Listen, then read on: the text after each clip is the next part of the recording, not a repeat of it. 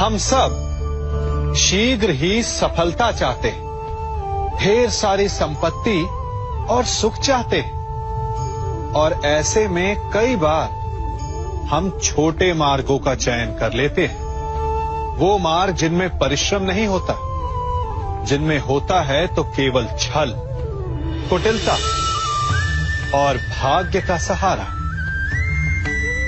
जैसे कि जुआ। कोई जुए के खेल में धन लगाता है, कोई दांव लगाता है, और ये भूल जाता है कि जुआ ऐसा दलदल है कि जिसमें एक बार गिरे तो सर्वनाश से पहले निकलना असंभव है।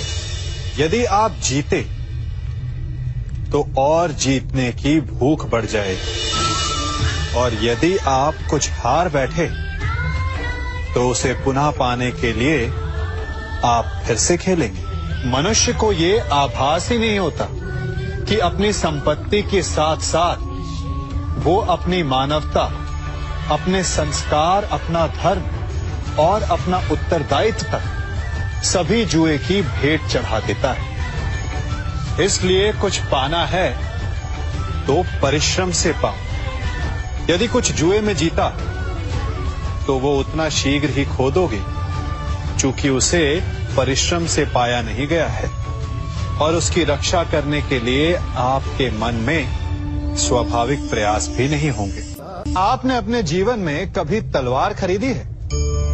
क्या देखकर तलवार खरीदते हैं? उसकी मयान देखकर या उसकी धार देखकर? अरे, मैं भी कैसा प्रश्न पूछ रहा हूं आपसे। ये आवश्यक थोड़ी कि आप कोई योद्धा या क्षत्रिय हो। ये भी हो सकता है कि आप कोई व्यापारी, कोई छात्र या शिक्षक हो। तो चलिए मैं आपसे ये पूछता हूं कि आप नए वस्त्र कैसे खरीदते हैं? क्या उसका रंग रूप देखकर खरीदते हैं या उसकी गुणवत्ता देखकर?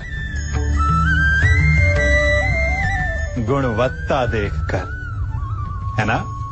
ठीक उसी प्रकार जब आप किसी मनुष्य से मिले तो उसके रंग रूप पर मत जाइए, उसका आचरण समझने की चेष्टा कीजिए, उसकी मेधा, उसकी प्रतिभा का मूल्यांकन करने का प्रयास कीजिए। आपका जीवन बहुत ही सरल हो जाएगा।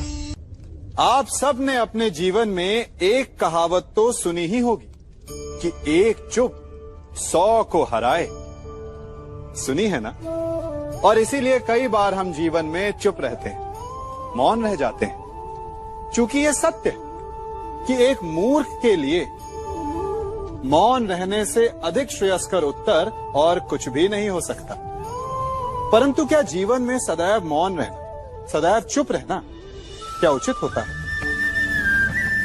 नहीं। जहां पाप का बल बढ़ रहा, जहां छल हो रहा, वहां मौन रहने से अधिक गंभीर अपराध और कुछ नहीं हो सकता।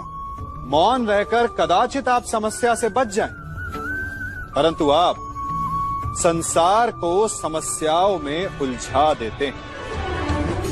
इतिहास साक्षी कि पापियों के उद्दंडता ने संसार को इतनी हानि नहीं पहुंचाई जितना कि सज्जनों के मौन ने पहुंचाई। यदि कोई मूर्ख बोल रहा है तो मौन रहना उचित है, परंतु यदि कहीं अपराध हो रहा है, छल हो रहा है, तो उठिए और विरोध कीजिए, क्योंकि आप भले ही न से, परंतु आपकी आने वाली पीढ़ी इस पाप के दंड को अवश्य सहेगी।